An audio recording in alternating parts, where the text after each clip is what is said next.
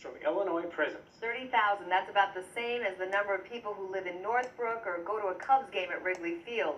Where did they go? Can they get jobs? And what effect does it have on violence in Chicago? NBC5 investigates, and political reporter Carol Marine has some answers.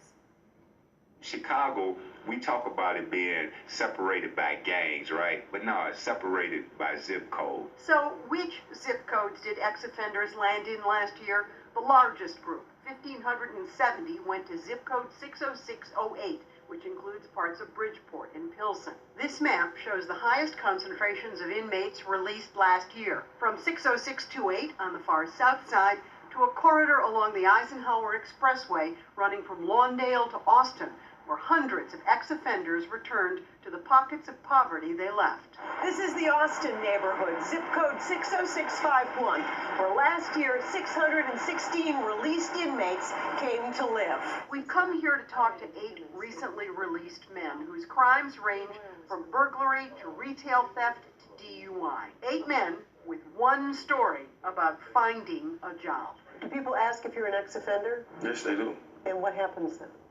Well, I never get a call. Joseph Summers got an interview at a Subway. I try to tell him, I don't get a lot of second chances, so I'm going to try harder than maybe the guy that never been in trouble. But no job.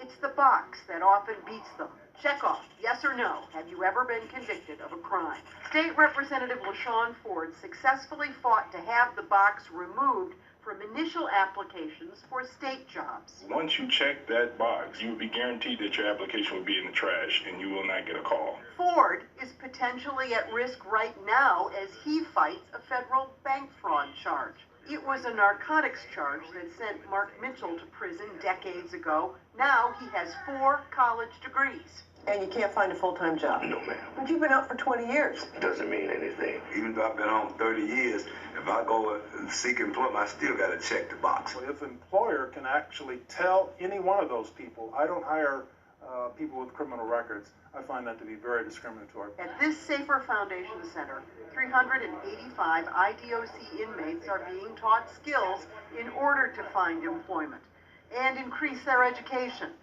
38% of Illinois inmates tested last year by the Department of Corrections had math and reading skills below a 6th grade level. Here in Illinois, the state offers tax incentives for hiring ex-offenders, and the city is increasing its Second Chance initiative, and the CTA has an ex-offenders apprentice program.